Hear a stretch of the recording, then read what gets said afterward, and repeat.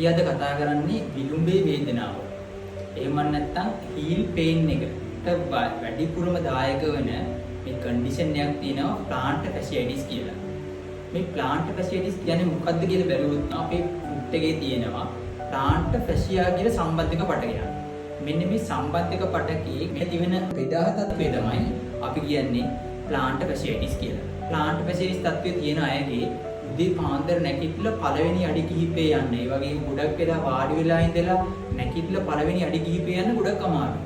ඒ වගේම ටික දුරක් යද්දි මේ වේදනාව අඩු වෙලා යනවා. මේක අපි බලමු මොකද මේ විලුඹ වේදනාව ඇති වෙන්නේ. මේ plantar fasciitis තත්ත්වය ඇතිවීමට හේතු මොනවද කියලා.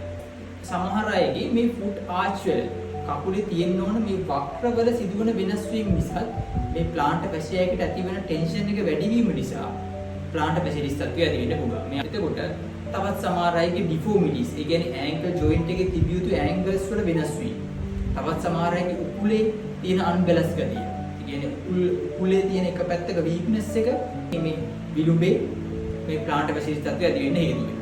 calf muscles, ඒ කියන්නේ ඔය gastrocnemius soleus වගේ මේ කෙන්ඩේ muscles වල tightness එකත් සමහර අයගේ හේතු වෙනවා මේ වේද ඇති වෙන්න. තවත් විශේෂම කාරණාවක් තමයි heel spur කියන්නේ. heel spur කියන්නේ ගොඩක් අය මේකට කියන්නේ යටිපතුලේ කැල්සියම් තැන්පත් වෙලා කියන.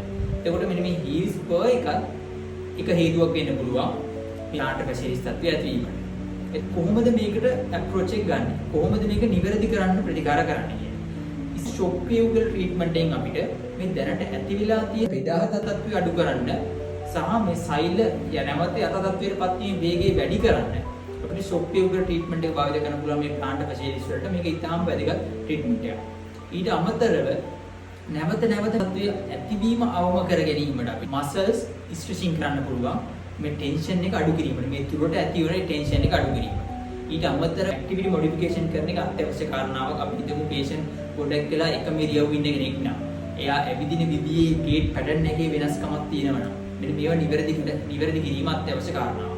පළඳින පාවාහන සපත්තු වල ඒ foot arch වලට තියෙන ඕන නිවැරදි support එක ලැබෙනවද?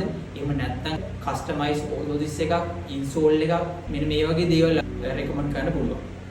මෙන්න මේ වගේ combination of treatment එකක් තමයි මේ plantar fasciitis කියන මේ විලුඹේ වේදනාවට ප්‍රතිකාර කරන්නට යොදා ගන්න.